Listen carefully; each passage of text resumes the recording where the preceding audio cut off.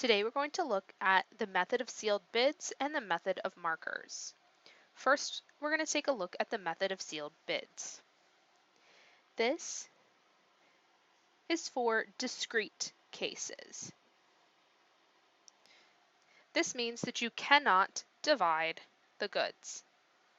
Examples would include a house, a car, a boat, some art, jewelry, etc. So, the general idea is that individuals are going to assign numerical values, like dollar amounts, to the objects, figure out what a fair share is, then each player is either assigned an object or some cash as their final share. So let's take a look at the steps in more detail. The first step is the bidding.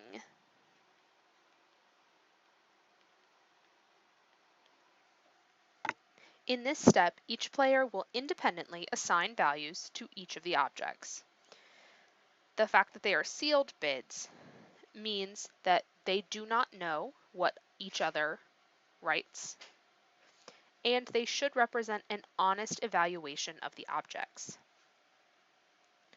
Second is the allocation.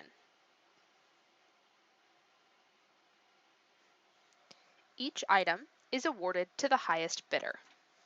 This means that one player could have multiple objects, another player could have no objects. It just depends on who has the highest bid for each item. The third step is the first settlement.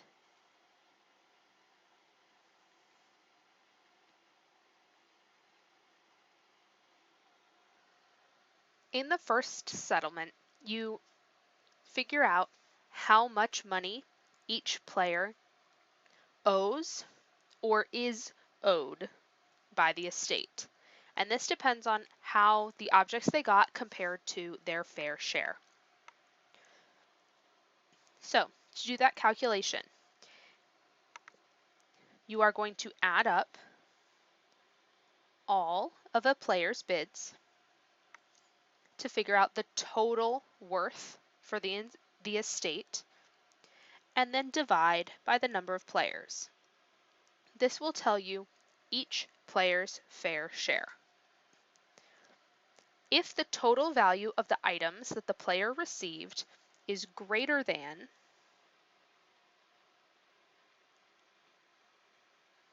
the value of that player's fair share, then the player will pay the estate the difference.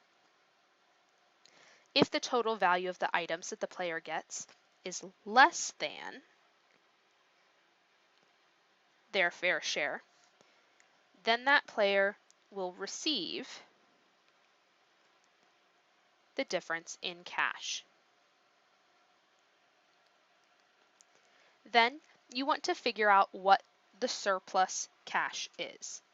That is money that is left over after everyone has a fair share.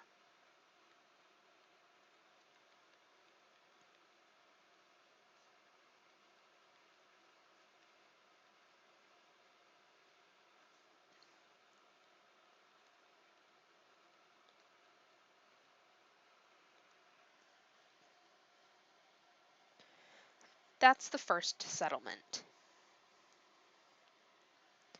Step 4 is division of the surplus.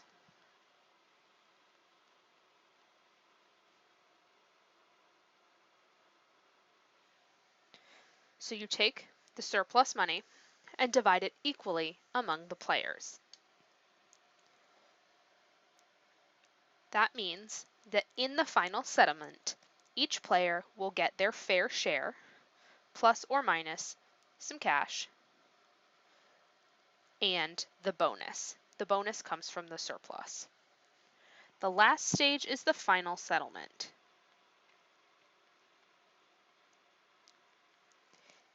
In the final settlement, you take the surplus money and add it to the first settlement. A couple of notes about this method.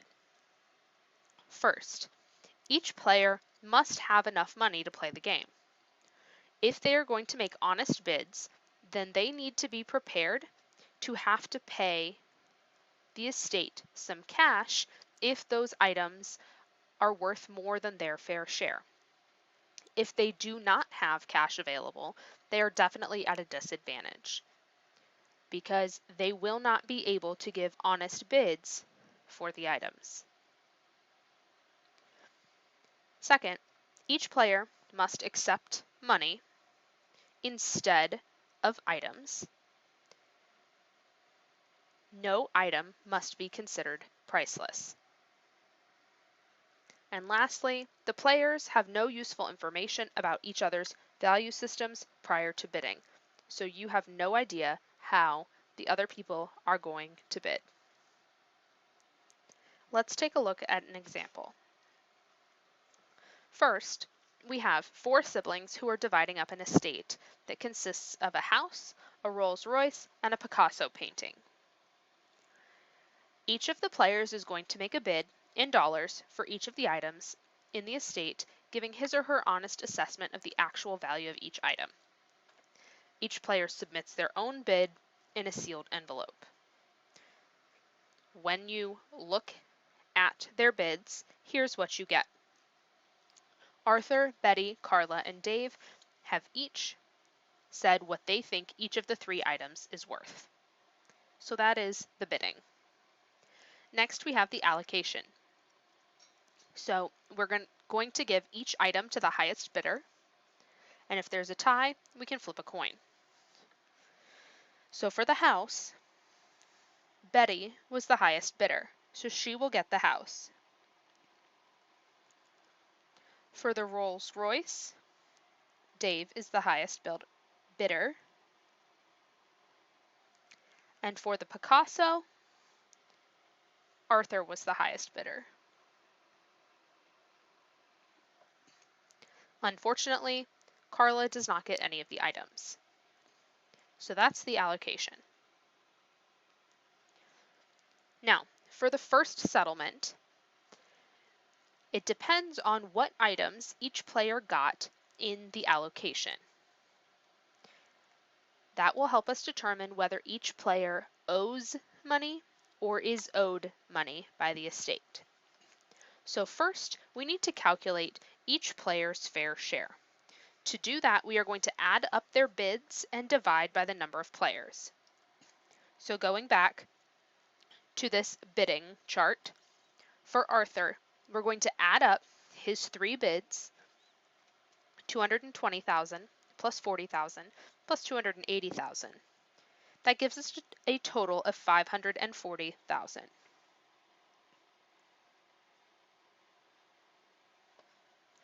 Since there are 4 players, we're going to divide that by 4 to get Arthur's fair share at 135,000. So now, to figure out if Arthur owes money or is owed money, we need to look at which item he got. Arthur ended up with the Picasso, which he bid $280,000 for. So he has received $280,000 worth of stuff, but his fair share is only $135,000. So if we do the item for what he has already received minus his fair share, we get that he has gotten $145,000 more than his fair share. So he is going to owe the estate $145,000 in cash. Now we go through and do the same thing for each of the other siblings. So if we add up Betty's bids, we end up with 520,000. Divide by 4, we get 130,000 is her fair share. Betty ended up with the house. She bid $250,000 for the house. So if we do 250,000 minus her fair share of 130,000, she has gotten $120,000 too much. So she will owe the estate $120,000 in cash.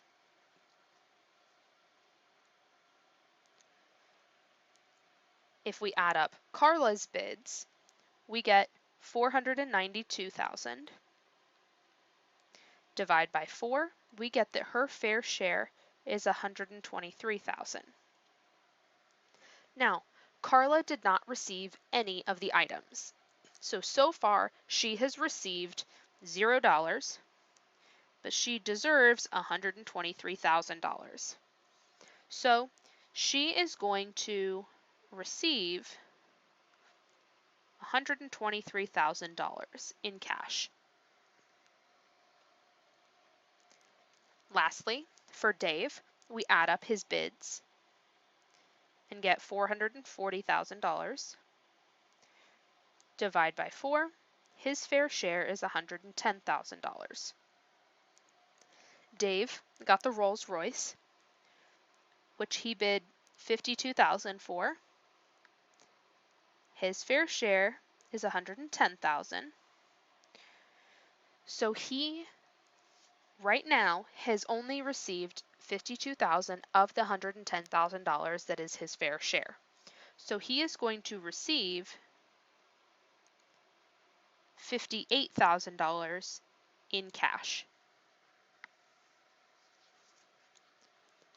So that is the first settlement. Arthur, Betty, and Dave each have an item, and everyone either has to pay money or will get money so that they have evened out and they are at a fair share. Now, we are going to look at the division of the surplus. So the surplus is the common money that belongs to the estate and should be divided equally among the players. The surplus comes from this money here that the 4 siblings either owe or receive. So when we do this, we are looking from the point of view of the estate. So Arthur is going to pay the estate $145,000. Betty is going to pay the estate $120,000. But then the estate has to pay Carla $123,000. And the estate has to pay Dave $58,000. So total, the estate still has $84,000.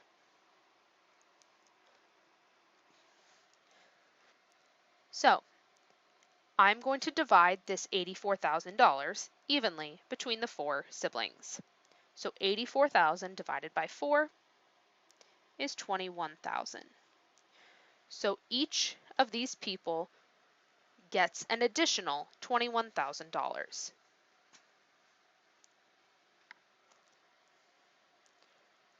So for the final settlement, we are going to take the surplus and add that to our first settlement. So for Arthur, he ended up with the Picasso. We said in the first settlement that he owes $145,000, but he is also going to get $21,000 of the surplus. So that is going to reduce the amount that he owes. So 145,000 minus 21,000, he owes $124,000. So basically, he is going to pay $124,000 to get a Picasso that he believes is worth $280,000. Next, we can look at Betty. Betty got the house. Originally, she owed $120,000, but she is going to receive $21,000. So if we do 120 minus 21,000, now she only owes $99,000. So essentially, Betty is paying $99,000 for a house that she believes is worth $250,000. If we continue, Carla did not get any items. She is only going to get cash. Originally, we had said that she is going to receive $123,000. With the surplus, we are giving her an additional $21,000. So she is going to receive a total of $144,000.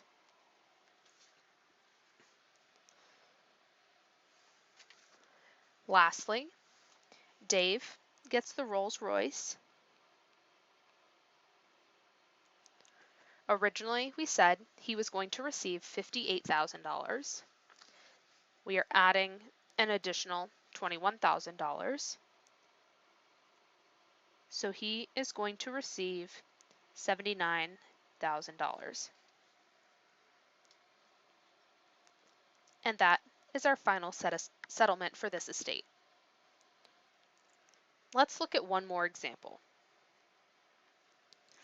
Here, Ariel, Belle, and Cinderella are dividing up 4 pieces of furniture using the method of sealed bids. We want to figure out their final settlement. So here we have their bids for each of these 4 pieces of furniture. So if we go through, Belle had the highest bid for the dresser, so she's going to get that.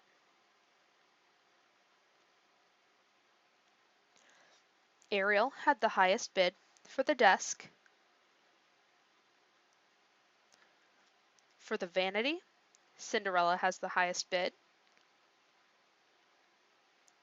And for the tapestry, Cinderella also has the highest bid.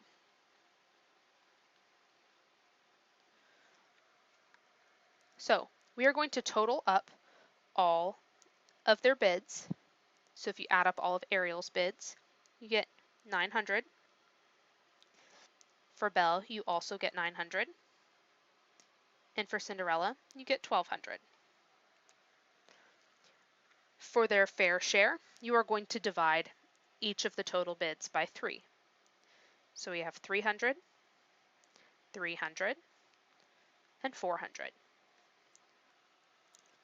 Now, we want to look at the value of the items that they received. Ariel thinks that the desk is worth $180. Belle thinks that the dresser is worth $300. Cinderella got the vanity and the tapestry, so total, that is $760. Now we need to look at the cash settlement that is part of the first settlement.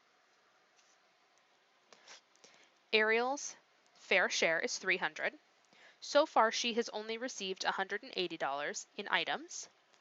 So she is also going to receive $120 in cash. Belle's fair share is $300. She has received $300 in furniture. So she gets no cash because she has received her fair share.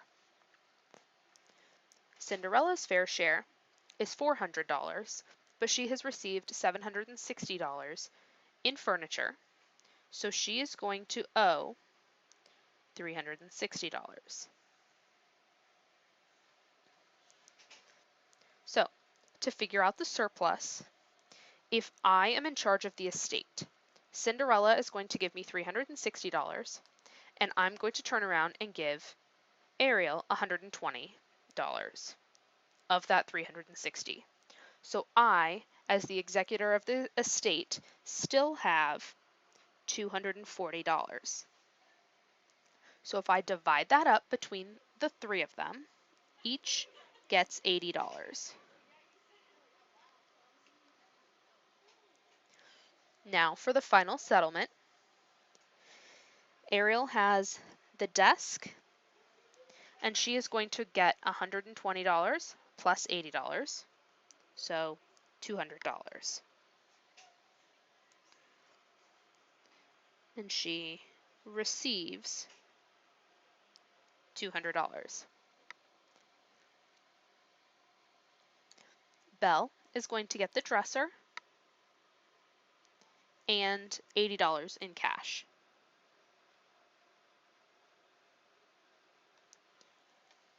Lastly, Cinderella gets the vanity and the tapestry.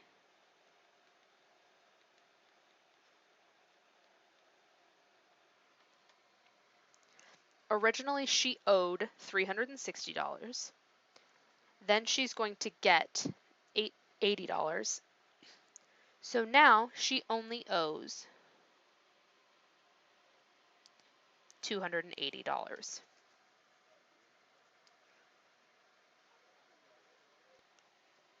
That is the method of sealed bids.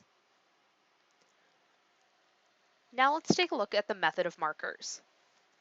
This is also a discrete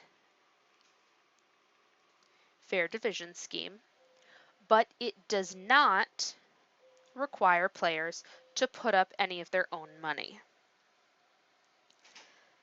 Now, one disadvantage of this method is that it does require many more items than there are players. Also, every player must be able to divide the set of items into segments such that each segment has equal value. So, here are the steps. The first step is the bidding. In this step, we are going to line up all of the items in a long line or an array. Each player is going to go through and divide up the array into n segments. They need to do this in such a way that the segments represent the same amount in their opinion. Each player is then going to lay down their markers, showing where they would cut up this line into segments. But when they do this, they do it in such a way that no player can see the markers of any other players.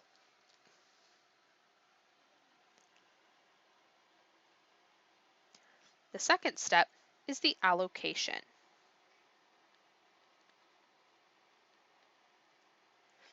So we start on the left.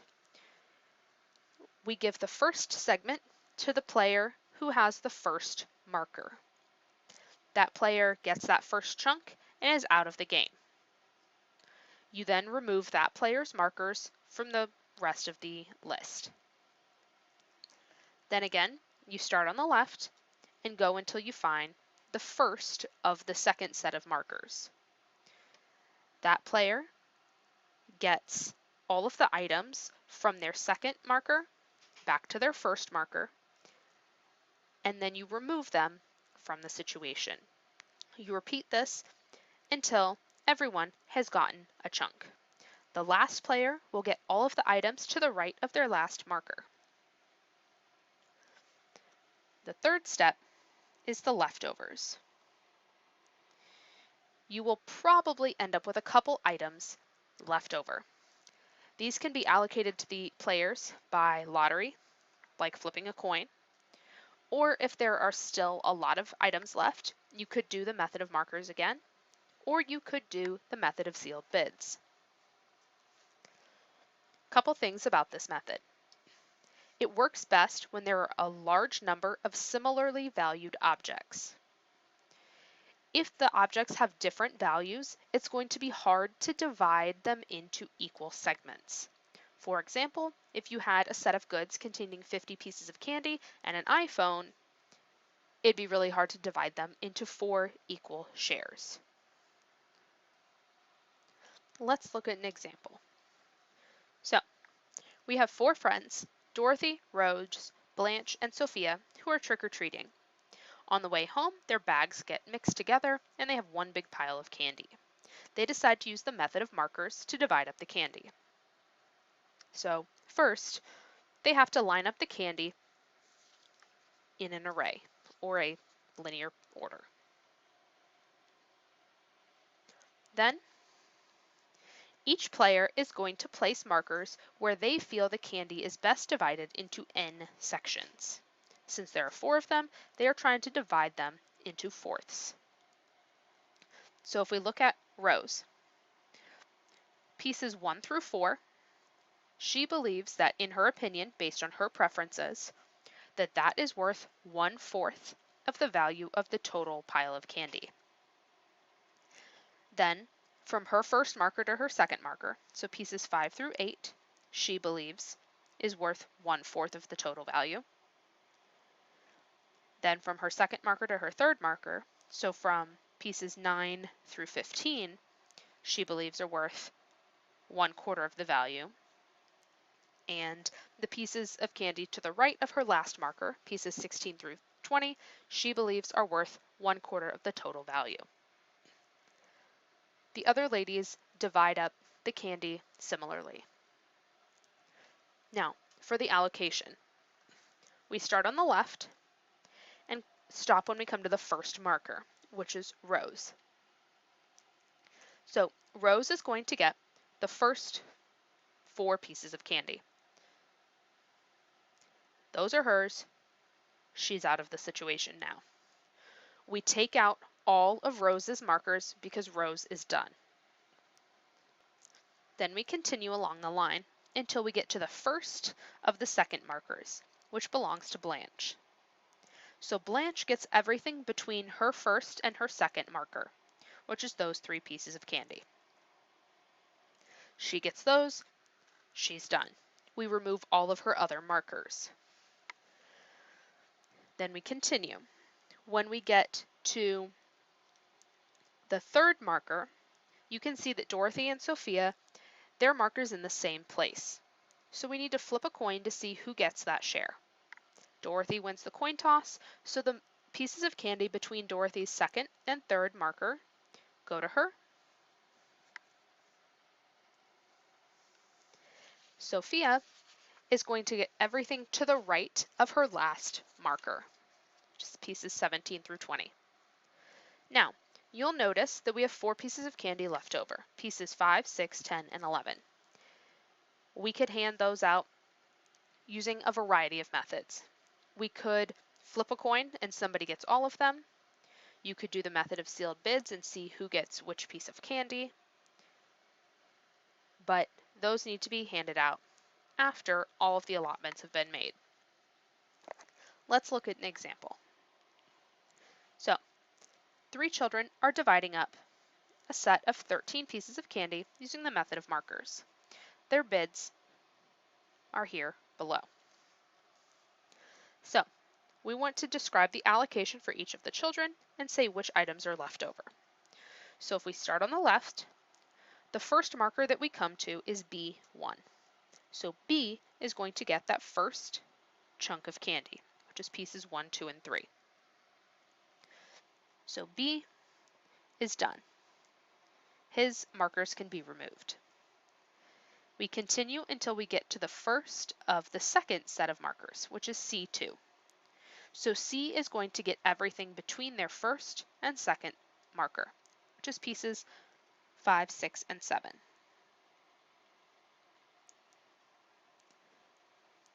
Then we remove C's markers, and A is going to get everything to the right of their last marker, which is 10, 11, 12, and 13. So, which pieces of candy are left over? Pieces that were not claimed were 4,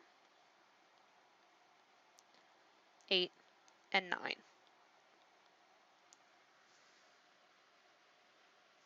That's it.